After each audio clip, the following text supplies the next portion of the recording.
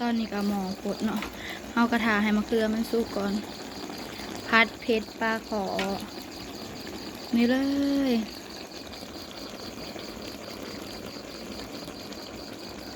เรามีใบขี้หูดแล้วไปเอาเงินปานางนี่เลยกินกับปานางกับไอ้ทง3 คน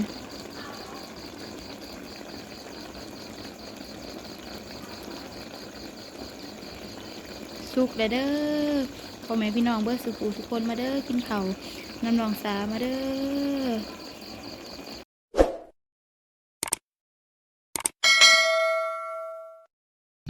กับสบายดีเนาะพ่อแม่พี่น้องทั้งเมืองลาวฝั่งไทยทั้งต่างประเทศเนาะเมื่อนี้กามาพบมาพ่อกับน้องทงพ่อแม่พี่น้องมือวันเช้าดีกาทางน้องทงกาเห็ดว่าวให้อันนี้เนาะทางน้องทงยันเมฟซีเข้าใจผิดว่าน้องทงอันเห็ดว่าวแลนเองเนาะพ่อพี่น้องที่เห็นน้องทงแลนนะกาทางน้องทงลองว่าวให้น้องกุ้งเพิ่นเห็นทางแม่เพิ่นอันเห็ดว่าวบ่เป็นก็เลยก๊อกเราก็เลยให้น้องทุ่งเห็ดว่าวเห็ดว่าวให้น้องกุ้งเพิ่นเนาะพี่น้องเนาะทางน้องทุ่งก็บริแลนเองเนาะตอนที่แลนกับน้องทุ่งก็ลองว่าวว่ามันสิขึ้นหรือเปล่าเนาะน้องกุ้งเพิ่นอยากให้มันขึ้นเนาะพี่น้องก็เลยเห็ดว่าวให้น้องกุ้งเพิ่นพอดีทางน้องทุ่งก็แลนว่าวลองเหมือนก่อนเนาะว่ามันขึ้นหรือบ่ขึ้นนะก็ประมาณนี้เนาะพี่น้องเนาะตอนสิมานี่ก็ทางน้องทงก็ได้ฮอนพื้นไว้แล้วเนาะมืออื่นนี่ก็ไปฮอนอีกอาจจะได้กองเนาะวันนี้เนาะพื้นก็เอามาจากป่าเรียบร้อยมาพี่น้องตอนนี้น้องสาวมันก็จะเอาน้องสาวมันว่าพัดเผ็ดปลาพี่น้องพอดีทางไปนางเราก็สิมากินอยู่เพื่อนเนาะก็มันบ่ค่อยลายพี่น้องมีแต่แบ่งผู้ที่เพิ่นอยู่ไกลพี่น้องปานางเราอยู่ใกล้ๆนี่แลนมากินนำกันก็ได้เนาะก็อยู่ใกล้กันเนาะก็แบ่งปันแล้วก็มากินนำกันแบบนี้นะคนเฮือนใกล้กันเนาะยามเฮาบ่มีแนวอยู่แนวกินก็ไปกินนำปานางก็ได้เนาะยามเฮามีแนวกินปานางเราบ่มีแนวกินก็เราก็มากินทำน้องทงคือกันเนาะพี่น้องเนาะก็ประมาณนี้พี่น้องกันมื้อเช้านี่ก็เห็ดว่าวให้น้องกุ้งเพื่อนพี่น้องพอดีน้องกุ้งเพื่อนอยากได้ว่าวแอวแม่ตั้งหลายมื้อเลยทางน้องทงก็เลยเห็ดว่าวให้น้องกุ้งเพื่อนก็เลยลองแลนเบิ่งเนาะพี่น้องเนาะที่ว่าน้องทงเห็ดว่าวก็บ่แม่นน้องทงแลนเองเนาะพี่น้องพอดีพื้นก็ทางน้องทงก็เอาออกมาจากป่าเรียบร้อยแล้วก็ฮอนพื้นเลยเนาะบางแรงเนาะก็ได้หลายเติบพากันมาคำในจักหน่อยเนาะตอนนี้ก็มาหอดแล้วก็พากันเห็ดอยู่เห็ดกินพี่น้องซื้อมักเป็ดมักพายยังมาต่างๆเป็นนัวน้ำตาลน้ำมันทอดอย่างเนาะแล้วก็ซอสหอยยังก็ซื้อมาครบเลยพี่น้องมันนี่ก็พัดเผ็ดปลาสะโดหรือว่าปลาขอพี่น้องจักแม่นหรือบ่ปลาสะโดกันเลยสบายดีเด้อแม่ซีประสุทุกคนน้ำตาลก็ซื้อน้ำปลาซอสก็มีแป้งนัวเกลือเบิ่งมันหาซอยผักเทียมค่ะกับการเหมือนอันนี้หัวพักเนาะพี่น้องหัวผักบัวซื้อมา5,000 กีบน้องสาวกับมาพัดเพชรจ้ามื้อนี้ซื้อข้าวเจ้ามาให้ปานางหุงเนาะแล้วก็เอามากินนำกันอยู่พี่พี่น้องกิน3 คนแมนอยู่เฮือนวันน่ะขึ้นไปเฮือนวันนางนะมันหนาว มันบ่คือในดินเนาะแบบเฮือนดินแบบนี้มันบ่มีลมเข้าเลยได้ไปเบิ่งแม่ปลานะคอยเฮ็ดอะไรดิเฮ็ดหยังขูดเกล็ดน้องโตบักใหญ่เนาะใส่เบ็ดเด้เป็นตะม่วนเลยดิเมื่อบ้านน้องสานี่ใส่เบ็ดคิดเบ็ดยังนี่เนาะพี่น้องทางเราทงรถมักใส่เบ็ดคิดยังต่างๆเลยนะแต่แถวนี้มันบ่ค่อยมีแหละใส่เบ็ดกบก็ยังบ่ถึกเลยเบ็ดปลาก็บ่ค่อยถึกปานใดเนาะพี่น้องแต่สมุนไพรให้มันจ้ะ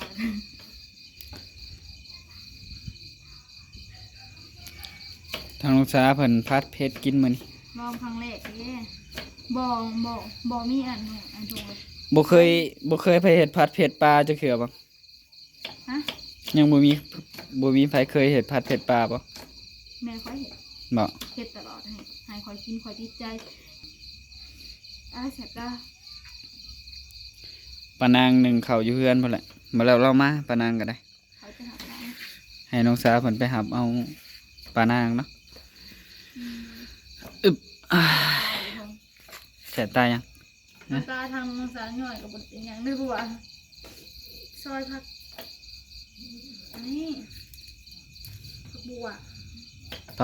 ผักบัวกินมันซุนขนาดใดกินมันอยากแบบมันเฮ็ดให้น้ำตาไหลเนาะ ไข่กระติกอีกได้ก่อนนะ ไผก็ติดเรียบร้อย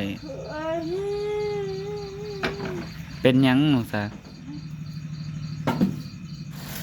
คือมาขบมือนี่ค่ะ น้องสาให้แล้วพ่อแม่พี่น้องเอ้ยซอยผักซื่อๆก็ให้ เอาเปลี่ยนบ่อยลงกำหนึ่งก็ หาเอากำหนึ่งเลยบ่พัดเผ็ดกับพัดอลีเนาะเอาจนเผ็ดตัว ได้เลย โอเค เกลือปะนางมัน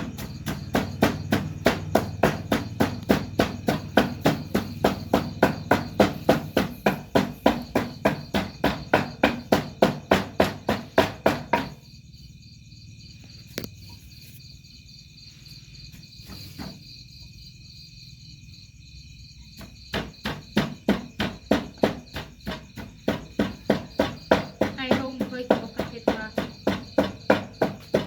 เดี๋ยวเอาบ่ละ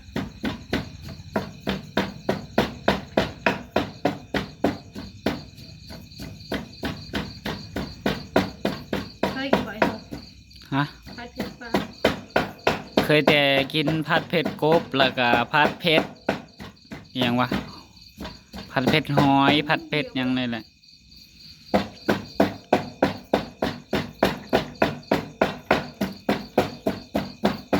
อ่ะ เอาส ทางลุงทงกำลังช้าเป็นกับมาคำเติบพอพี่น้องเอ้ยมากับพากันเห็ดกินเลย เอามีตัว ผัดเผ็ดกินเลยพอพี่น้อง ขอจับมันเด้อ ตัดพื้นได้หลายเติบพอพี่น้องเอ้ยตัดเป็นถอนเนาะไม่น้อย เดี๋ยวทางน้องทงสิไปอัปเดตให้แม่ชีได้รับชมเนาะว่าพื้นน้องทงตัดไปฮอดไสเนาะพี่น้องเนาะเดี๋ยวแม่ชีสิบ่เชื่ออีกเนาะว่าน้องทงได้ฟื้นมาสิได้กองเลยเนาะสิได้นั่นเลยเพราะว่านั่งยังฮอนพื้นอยู่พี่น้องเอ้ยยังฮอนพื้นไว้อยู่เนาะแบบฮอนพื้นไว้เรียบร้อยแล้วก็กองบาทเดียวนะ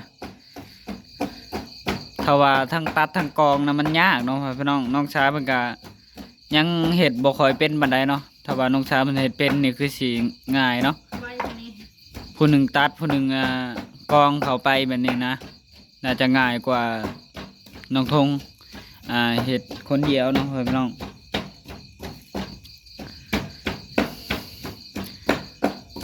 เดี๋ยวสิพาเพิ่นเฮ็ดกองหนึ่งอาจจะเพิ่นก็เป็นแหละเดี๋ยวเพิ่นก็เป็นแหละคันก็เราเฮ็ดแค่กองเดียวเนาะเราเป็นเลยเด้แต่ว่าพื้นเรายังบ่ใหม่ซ้ำเนาะใหม่มันใหญ่โพดปล่อยคอยก็คือเก่าปล่อยแห้งก็คือเก่าเนาะพี่น้อง แล้วใส่ฟางหน่อยแล้ว มันโยบลงไวอะนะ เอาน้ำให้ดูอีกคน บ่ฮู้ว่าฐานน้องทงสิงามหรือบ่งามเนาะก็เบิ่งรอเบิ่งตามความจริงขอให้พี่น้องเอ้ยว่าสิเป็นจังไดเนาะ เอาทานให้ในทุกมันโบก เอาฐานใส่เตาก่อนเด้อขอให้พี่น้อง เป็นหน้าที่ใส่ ขาไฟฟ้าก็มา ยังบ่ได้ไปจ่ายอยู่เดี๋ยวสิให้น้องสากับปานางเราไปจ่ายเนาะเพราะว่าปานางเราก็ยังบ่ได้ไปจ่ายค่าไฟฟ้าเราคือกัน ให้น้องสากับปานางไปนำกันเนาะพี่น้องคนใกล้เคียงกันเนาะมีหยังก็เอิ้นทักกันนั่นแหละมีหยังก็กินนำกันพี่น้องเอ้ยบ่มีแนวหนึ่งกับแนวหนึ่งแหละกินนำกันก็ มะเขือแม่น้องสาวผักมา โอ้ยทางแม่น้องสามันผากมะเขือมาพร้อม ลูกสาวเรามากินผักเผ็ดปลา แบ่งให้ทั้งอันแม่แล้วก็ให้ทั้งแม่เฒ่าแล้วก็3ครอบครัวเนี่ยเนาะกินนำกันทั้งแม่เฒ่าแล้วก็ก๊อกแล้วก็อันเมียของพ่อเฒ่าอีกหรือว่าเพิ่นเอิ้นว่าแม่เฒ่าเนาะ แบ่งตามเฮาให้ได้เนาะ แม่น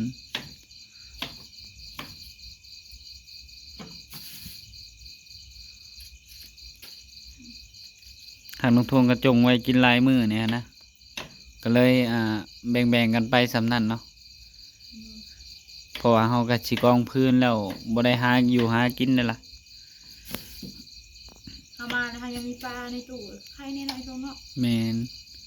เฮากองพื้นแล้วมันบ่มีผู้ไปหากินหาอยู่นะ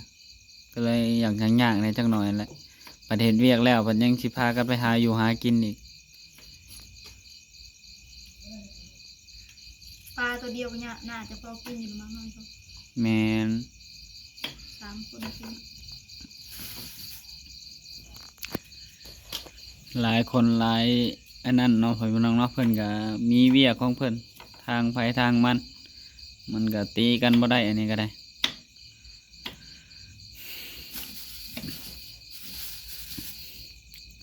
ที่เห็นน้องทงเฮ็ดวาวแล่นก็ยันแม่ FC เพิ่นเข้าใจผิดว่าน้องทงน่ะ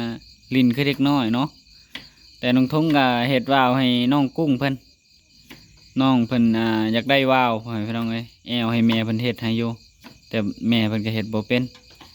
ก็เลยให้น้องทงเฮ็ดให้เนาะทางน้องทงก็เลยลองแล่นเบิ่งว่าขึ้นหรือบ่ขึ้นเนาะทางก๊อกเราให้น้องทงอันเฮ็ดวาวให้ทางน้องกุ้งเพิ่นเนาะ อยากแลนดิ เพิ่นอยากแล่นวาวพ่อพี่น้องเอ้ยก็ให้เพิ่นก็เฮ็ดให้เพิ่นเนาะทางน้องทงแล่นลองเบิ่งแล้วก็ให้เพิ่น พอไปทงใช่ไหมหรือว่าเอาเบิดเลย บ่ต้องเอาหลายก็ได้กินบ่เบิดเด้กิน3คนหนึงเนาะจังหน่อยกับปานางหุงข้าวมาเนาะมื้อนี้บ่ได้นึ่งข้าวมื้อนี้มีแต่กินข้าวหุงโหปลาขอก็ตัวเป็นใหญ่เนาะ ต้องหมักเลย เอาชามออกนี่จะเห็นตอนซอยไว้ทางหลังเจ้าพุ่นน่ะ นี่บ่ เอาไว้ทางหลังพุ่น ได้นี่ได้อยู่ เอาแล้วแต่จ้ะ เอาเพราะว่าซีตัดเคียงมาในน้อยทง เอาไม้พอเท่าเด้ไม้ใหญ่ๆเด้เฮ็ดเคียง ตัดเผ็ดมาดูว่าปลาขออยู่บ้านทางโน้นซ้ำอ่ะกินแบบนี้ เอาไม้อยู่อันใกล้ๆเตาถ่านเนาะไม้ใหญ่ๆก็ได้ มันบ่พิษอีหยังดอกเนาะพ่อพี่น้องเพราะว่าทางนุทงเอาไม้อยู่ใกล้ๆเตาถ่านนั่นแถวใกล้ๆเตาถ่านบ่ได้ไปเอาไก่เนาะยันอันเป็นมีเจ้าของพ่อพี่น้องเอ้ยถ้าว่าแถวนั้นมันเป็นดินหลัดดินอิหยังเบิดแหละส่วนหลายก็บ่ค่อยมีเจ้าของเนาะพ่อพี่น้องเพราะว่าเพิ่นยังสิดูดอยู่ยังน่าจะมีดูดอยู่เนาะส่วนหลายก็เพิ่นก็ดูดตลอดเนาะดินดอนแถวนั้นก็ได้ยังบ่ฮู้ว่าผู้ใดเป็นเจ้าของอะนะเพราะว่าอันนี้ก็ตัดมาหลายปีแล้วเนาะก็ยังบ่เห็นเจ้าของเพิ่นมาจักเทื่อเนาะพ่อพี่น้อง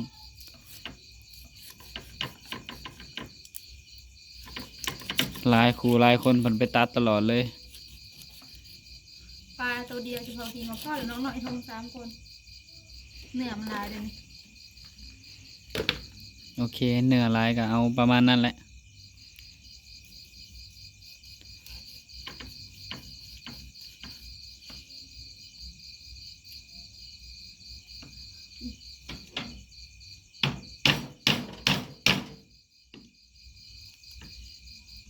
เราต้องใส่นี่ได้ไหนได้เถอะพอยินแม่คอยอยู่บนนี้แหละ เอามีดอันนั้นบ่อันนี้ก็ตัดครึ่งอยู่บ่ลูกสาวอ้าวบ่ฮู้ว่าแม่ FC สิได้ยินหรือบ่เนาะเห็นว่าคลิปมาเมื่อเช้านี่แม่ FC เพิ่นบ่ได้ยินเนาะทางน้องสาวเพิ่นก็ยังปรับบ่เป็นเนาะแบบเร่งเสียงขึ้นมาตอนตัดคลิปพ่อแม่พี่น้องเอ้ยเดี๋ยวทางน้องสิค่อยๆบอกน้องสาวมันไปเนาะ น้องสาวมันตัดคลิปเป็นแล้วพ่อแม่พี่น้องสวนหลายทางน้องทงก็มีแต่เปิดคลิปแล้วก็ให้น้องสาวมันตัดลงพ่อแม่พี่น้องเอ้ย แบ่งนาทีกันสิเธอ แมนแบ่งหน้าที่กัน แบบคันโฆษณาอหยังก็ให้น้องสาวเพิ่นเป็นผู้จัดการทุกอย่างเลยเนาะมีแต่ทางน้องทงก็มีแต่ตัดคลิปเฮ้ยบ่แม่นลงคลิปพ่อแม่พี่น้องอันถ่ายคลิปมาแหละโอ้ยทางน้องทงก็เว้าผิดเว้าถูกเนาะ นี่ ต้อง เลยเขากระแบ่งไปกันเลย ต้องขอโทษขออภัยพ่อแม่พี่น้องเว้าผิดเว้าถูกตลอดเลยทางน้องทงนี่ สงสัยเฮ็ดเวียกเมื่อยมาแล้วเว้าบ่ถูกปานใด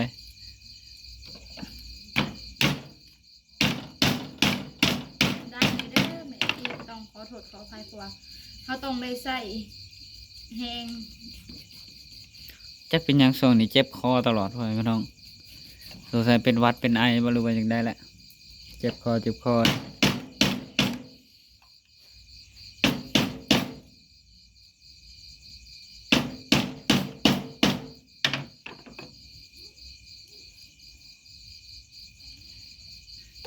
วหนึ่งในทง ปลาไหลเลยเนาะ เนื้อมันมันเป็นไง โอ้ เด้อประ อ่ะ ดา ลองเบิ่งรอเบิ่งว่าพัดเผ็ดสิเฮ็ดจังไดเนาะพ่อพี่น้องโอเคเนาะตอนนี้ก็เฮ็ดอันนี้ มะ ปาด เขือพอดีบ่ไอ้ทง ปาดอันนี้แล้วเนาะปาดซีนปาดหยังเรียบร้อยแล้วซีนปลากับมะเขือพ่อพี่น้องเอ้ยโอ้อันนี้ก็ทางน้องสาวเพิ่นซื้อมาพ่อพี่น้องซื้อมาก็แพงเติมอันนี้ก็ประมาณ15,000บ่หรือ16 3 วัน 20,000บ่นี่ โบ ขนาดกดน้อยๆนั่นก็20,000เนาะ 10,000จน ตัวนี้10,000อันนั้นอันนี้นะ16,000 โอเค16,000น้ำปลา16,000 น้ำปลา16หมักน้ำตาล15 เป็นนัว 20,000มีแต่ของแพงๆแต่เก่าก็บ่ได้แพงปานนี้เนาะพ่อพี่น้อง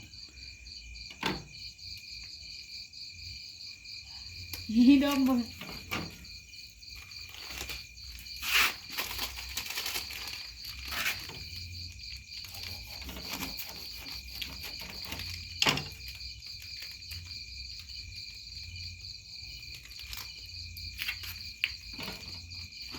โยก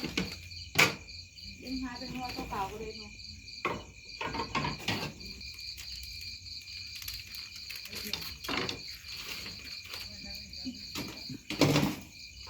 มันอาจจะหกโมง อ่ะตอนนี้ก็ยากน้ำรถไถเนี่ยจักหน่อยเนาะเพราะว่า มันบ่มีหม้องจอดก็จอดไว้นี่เนาะอันนี้รถไถพ่อเฒ่าเพิ่นก็เมื่อบ้านแล้วพ่อเฒ่าเพิ่นก็ได้เอามาพากไว้อยู่ในนี้มันก็แบบกรีดกันเนาะพ่อพี่น้องมันจะกรีดเนี่ยจักหน่อยก็บ่เป็นหยังพ่อพี่น้องเอ้ยรถพ่อเฒ่ารถพ่อเฒ่าตัวเองเนาะ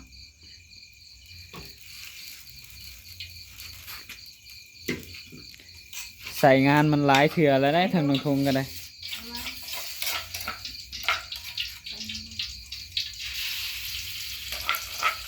สียงเสียงอะไรย่าง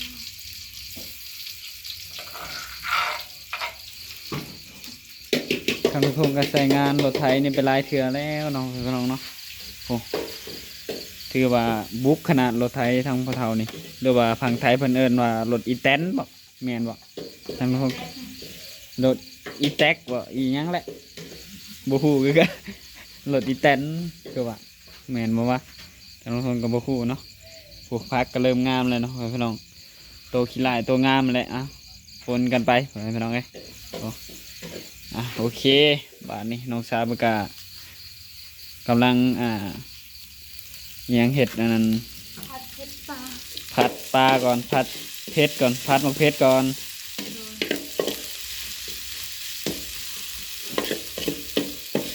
มันบ่มีอะไรเนาะ บ่มีหยัง ใบขี้ บ่เป็นหยังติบ่มีใบขี้หูดก็ได้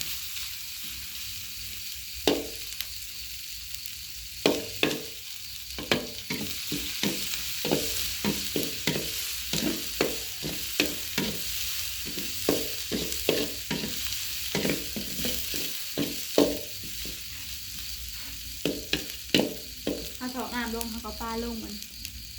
โอเคใส่น้ำพอบ่ อันบอสนามปลามันกับซุป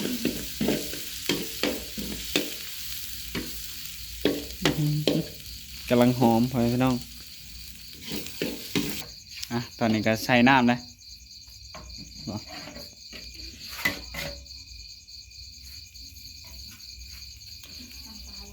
ใส่น้ำแล้วก็ตักปลาใส่ปรุงนะบ่ฮู้สูตรปรุงเลยพอพี่น้องเอ้ยน้องสาวเพิ่นบ่ให้เห็นเนาะตอนปรุง สูตรลับน้องสาวเพิ่นว่า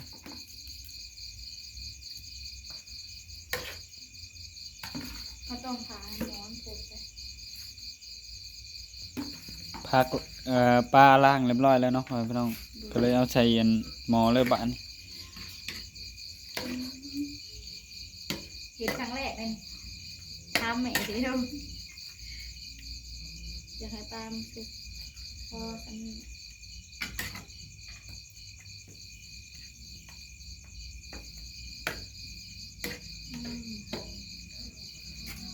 ถ้าประทานหมอเขาปวดนะครับมาเคือเขาว่าเอาใส่อีกเพราะว่าปลาไม่งาน พอแล้วมันคืออะไรแล้ว เดี๋ยว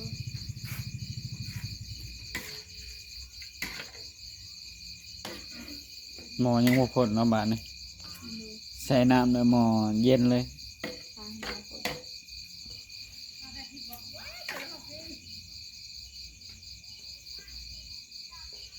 อ่ะโอเคเนาะเดี๋ยวทางน้องทงก็สิได้จบคลิปเนาะจบคลิปในภาพนี่แหละเนาะพ่อพี่น้องกำลังเฮ็ดกินพ่อพี่น้องเอ้ยตอนนี้ก็ใกล้สิเฮ็ดของกินแล้วเนาะพ่อพี่น้องเนาะทางน้องทงก็สิได้จบคลิปเนาะก็ต้องขอบคุณเนาะทาง MC เปิดสุขคนเนาะที่เบิ่งคลิปของน้องทงแต่ต้นจนจบที่บ่ความโฆษณาเนาะทางน้องทงว่าผิดพลาดประการใดก็ต้องขอโทษขออภัยเนาะพ่อพี่น้อง ก็ขอบคุณทางเมฟซีที่ให้ความแนะนำทุกอย่างเนาะพี่น้องเนาะเมฟซีทุกท่านที่เพิ่นให้ความแนะนำไปพี่น้องเอ้ยโดยโอเคเนาะทางนุทงกาสิได้จบคลิปไว้เพียงเท่านี้เนาะพี่น้องสบายดีเมฟ สบายดี สบายดีเมฟซีเนาะน้องสา ดู โอเคทางนุทงกาสิขอกล่าวคำว่าสบายดี บ๊ายบาย